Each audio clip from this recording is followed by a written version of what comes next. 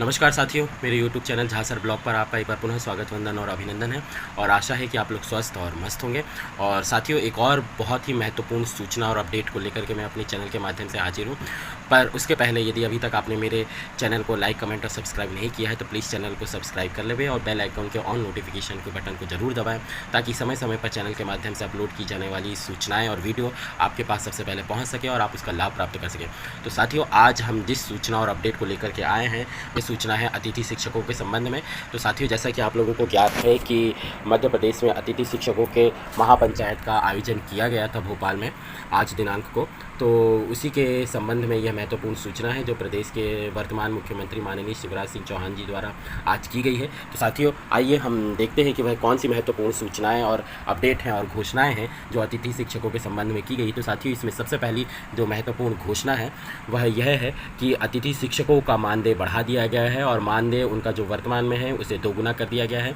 तो इस हिसाब से साथियों, अतिथि शिक्षकों का जो मानदेय है पहले पीरियड के मान से भुगतान या कालखंड के मान से भुगतान किया जाता था, जिसे अब फिक्स वेतन के रूप में या फिक्स मानदेय के रूप में मंथली आधार पर या महीने के आधार पर भुगतान किया जाएगा।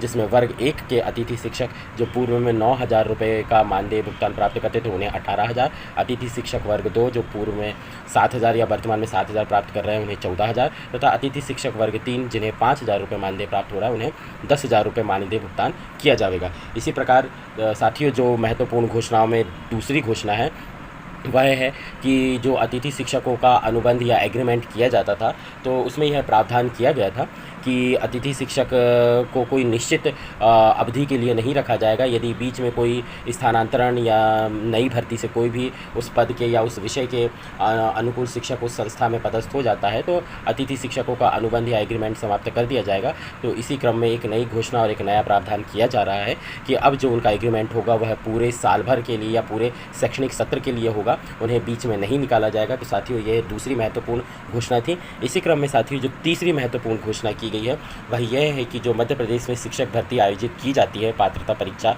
और शिक्षक भर्तियाँ, उसमें वर्तमान में अतिथि शिक्षकों को 25% आरक्षण दिया गया है, वह बढ़ा करके अब वर्तमान में 50% किया जाएगा। और यह जो अगली भर्ती आयोजित की जाएगी उसमें 50% आरक्षण अतिथि शिक्षकों के लिए रिजर्व या आरक्षित रखा जाएगा।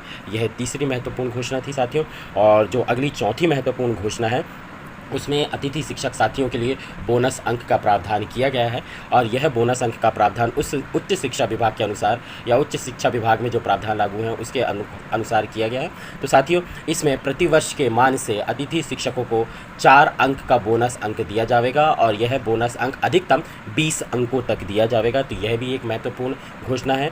इसी क्रम में साथियों, जो अगली महत्वपूर्ण घोषणा 5वीं है वह इस प्रकार है कि अतिथि शिक्षकों को जो है पूर्व में कभी भी मानदेय का भुगतान किया जाता था, वह 1 महीने, 2 महीने, 3 महीने के अंतराल पर भी अतिथि शिक्षकों को मानदेय भुगतान होता था। किंतु अब माननीय मुख्यमंत्री जी ने इस संबंध में एक निश्चित प्रावधान कर दिया है कि जिस प्रकार नियमित कर्मचारियों को 1, 2 अथवा 3 तारीख तक उनके वेतन का भुगतान कर दिया जाता है, उसी प्रकार अतिथि शिक्षकों को भी उसी माह की 1, 2, 3 तारीख को उनके मानदेय का भुगतान किया जाए। इसके संबंध में भी उन्होंने घोषणा की है। और साथियों, जो अगली घोषणा है, जो महत्वपूर्ण घोषणा है और यह अंतिम घोषणा थी आज के महासम्मेलन की और बहुत ही महत्वपूर्ण घोषणा है, यह अतिथि शिक्षकों के नियमितीकरण से संबंधित। तो साथियों, इसके संबंध में अभी कोई विस्तृत निर्देश विभाग द्वारा जारी नहीं किए गए हैं, पर जो घोषणा की गई है वह इस प्रकार है कि जैसे आप लोगों को ज्ञात होगा कि पूर्व में विभाग अंतर्गत कुछ गुरुजी नियुक्त किए गए थे और वर्तमान में वह गुरुजी शिक्षक पात्रता परीक्षा पास करके वर्ग 3 अथवा सहायक अध्यापक के पद पर फिर नियमित किए गए। उसी प्रकार से अतिथि शिक्षकों के लिए भी एक योजना बनाई जाएगी और उन्हें भी पात्रता परीक्षा ली जा करके अतिथि शिक्षकों को भी नियमित किए जाने का प्रावधान किया जाएगा।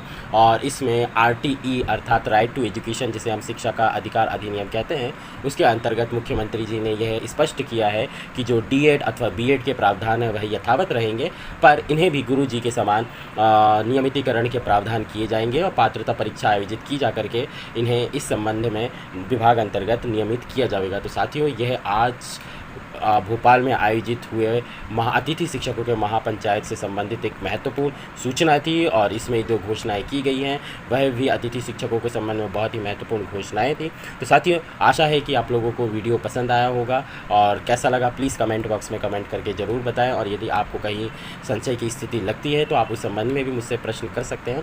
तो साथियों, वीडियो में अंत तक बने रहने के लिए आप लोगों का बहुत बहुत धन्यवाद। फिर अगली नए वीडियो में आपसे मुलाकात होगी और एक अगले नए महत्वपूर्ण सूचना, आदेश, निर्देश के संबंध में मैं वीडियो के माध्यम से हाजिर होऊंगा। पर जाते जाते एक और रिक्वेस्ट है कि प्लीज़ आप लोग चैनल को सब्सक्राइब कर लें ताकि सूचनाएं आप लोगों तक निरंतर और बिना किसी रुकावट के पहुंचती रहें। तो साथियों, जाते जाते आप लोगों से जय हिंद, वंदे मातरम।